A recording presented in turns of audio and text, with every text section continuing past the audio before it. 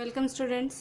तो हमने इसकी जो पिछली वीडियो थी उसमें पढ़ा था कि केमिकल रिएक्शन क्या होती है and the characteristic of chemical reactions, इसके बारे में पढ़ा था हमने। तो अब जो हमारा नेक्स्ट टॉपिक है वो है केमिकल इक्वेशंस। तो the method of representing a chemical reaction with the help of symbols and formula of the substance involve in it is known as chemical equation. Chemical equation क्या होती है? Simply chemical reaction को एक लिखने का तरीका किसकी हेल्प से? सिंबल की हेल्प से एंड फॉर्मूला की हेल्प से।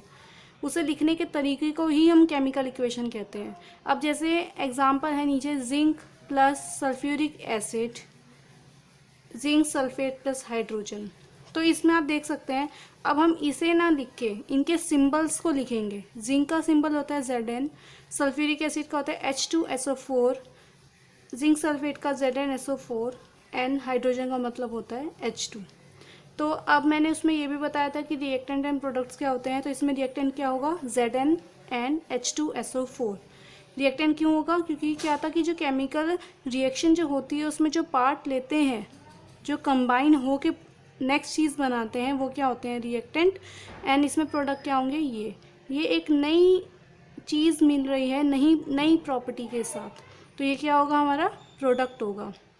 अभी जो एरो होता है, एरो क्या शो करता है कि जो लेफ्ट हैंड साइड में जो रिएक्टेंट है, जब ये दोनों कंबाइन होंगे, जब ये दोनों के बीच में रिएक्शन होगी तो हमें क्या चीज़ मिल रही है? ZnSO4 plus H2। ये एरो ये शो कर रहा है कि लेफ्ट हैंड में जो हमारे हैं एलिमेंट हैं, जो वो मिल के लेफ्ट हैंड साइड में जो रिएक्टेंट्स है वो दोनों मिल के आपस में क्या बनाएंगे? जब उनके बीच में केमिकल रिएक्शन होगा एक प्रोडक्ट बनाएंगे। प्रोडक्ट जरूरी नहीं एक होगा, दो भी हो सकते हैं, तीन भी हो सकते हैं। तो इस एरो से क्या हो रहा है कि जो आपकी रिएक्शन है वो लेफ्ट हैंड से कहाँ जा रही है? राइट हैंड साइड में हो रही है। अगर ये एरो ऐसे होता तो इसका मतलब होता है कि जो आपकी रिएक्शन है वो कैसे हो रही है?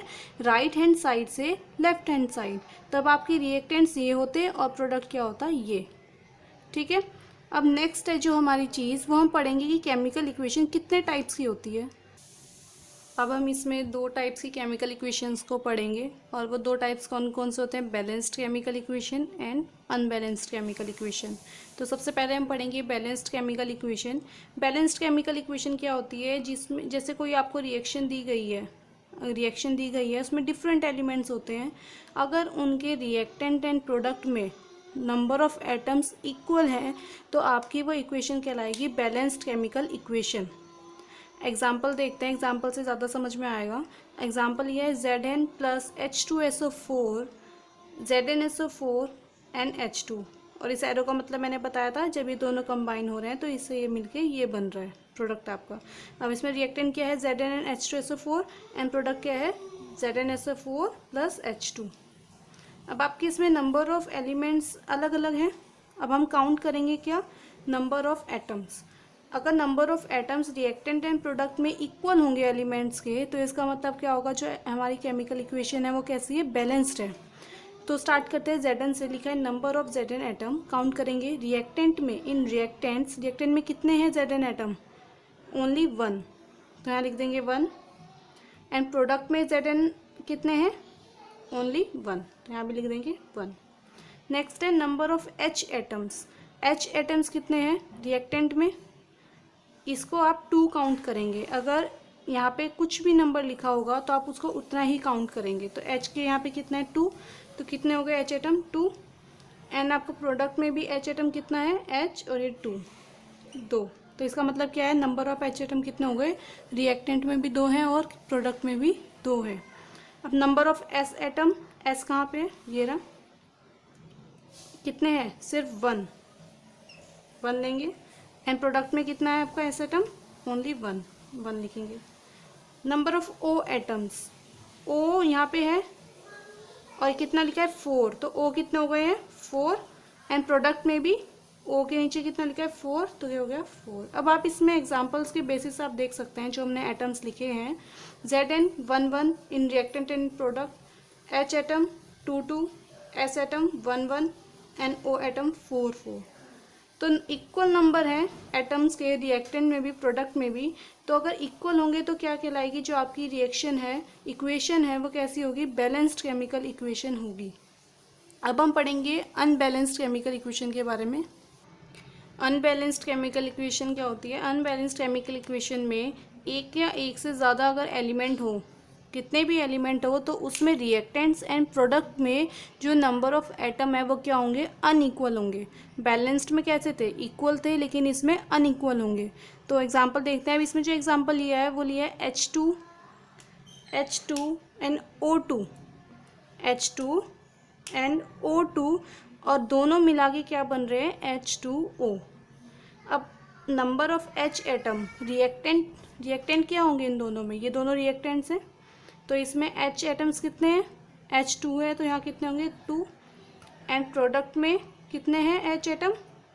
2, क्योंकि H2 लिखा है। अब O एटम्स कितने हैं रिएक्टेंट में? O2 लिखा है, तो 2 एटम्स हैं O के। और प्रोडक्ट में कितने हैं? ओनली O लिखा है, तो O का मतलब कितना है? ओनली 1। अब आप इसमें देखो, H एटम तो इक्वल है, लेकिन जो O एटम है वो क्या है? अनइक्वल है। तो अगर आपके एग्जांपल में अगर एक भी एटम ऐसा है जो अनइक्वल होगा रिएक्टेंट और प्रोडक्ट में, तो क्या होगा? जो हमारी केमिकल इक्वेशन है वो कैसी होगी? अनबैलेंस्ड केमिकल इक्वेशन होगी। अब जो मेन इस चैप्टर में है वो मतलब इसमें है जो, वो हमें करनी है बैलेंसिंग केमिकल इक्वेशन।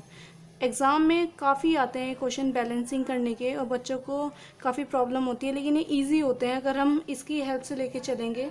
एक एक चीज़ को अगर हम देखेंगे तो आगे देखेंगे बैलेंस कैसे हम इक्वेशंस को बैलेंस करेंगे। अब हम देखते हैं कि जो केमिकल इक्वेशंस होती है उसे बैलेंस कैसे करेंगे। तो नॉर्मल हमें दिया क्या होता है कि हमें एक अनबैलेंस्ड इक्वेशन दी गई होती है। अनबैलेंस्ड इक्वेशन मतलब आपको पता चली गया होगा कि जो नंबर ऑफ एटम्स है वो रिएक्टेंट और प्रोडक्ट में क्या होंगे? डिफरेंट होंगे।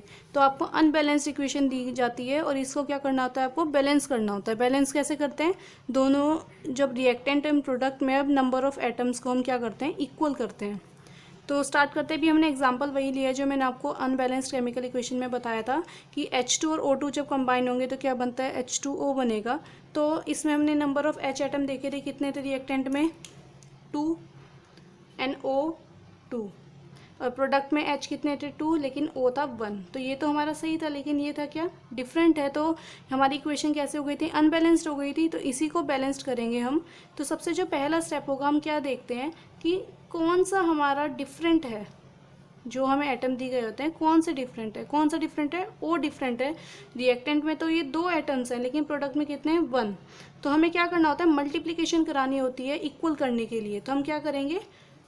अब यहाँ तो 2 है, यहाँ 1 है, तो हम इसी तरफ मल्टीप्लिकेशन करा सकते हैं, क्योंकि अगर हम लेफ़्ट साइड कराएंगे तो ज़्यादा हमारा और ज़्यादा हो जाएगा और ये और कम। तो हम on right side multiply by, किससे मल्टीप्लाई कराएंगे? हम 2 से मल्टीप्लिकेशन कराएंगे, क्योंकि यहाँ पे O कितने हैं? रिएक्टेंट में 2 हैं, हमें प्रोडक्ट में भी 2 चाहिए। तो अगर 1 की मल्टीप्लाई 2 से करा देंगे तो हमारे O कितने हो जाएंगे? 2। तो इसे कैसे लिखेंगे?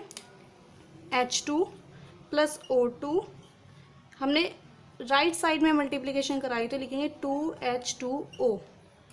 जब हम मल्टीप्लाई कराएंगे तो इसके बाद हम फिर से लिखेंगे कि नंबर ऑफ H एटम और कितने हैं, क्योंकि एकदम से ये नहीं होते, इसमें कुछ कुछ चेंजेस भी होते रहते हैं।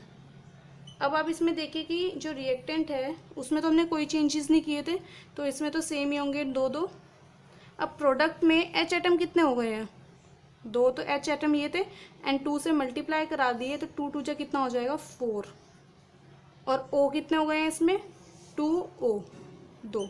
अब इसमें O तो अब सेम हो गए हैं, अब इसमें चेंज क्या हो गया है? H। अब H हमारा क्या हो गया? इसमें डिफरेंट हो गया। अब हमें H को सेम करना है। अब H को सेम करने के लिए क्या करेंगे हम? अब 2 की मल्टीप्लाई किससे कराएंगे? 4 बन जाए 2 से।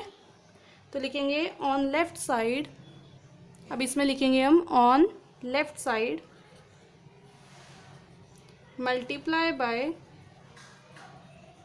2। किससे मल्टीप्लाई कराएंगे? 2 से। और किसको कराएंगे? सिर्फ H को,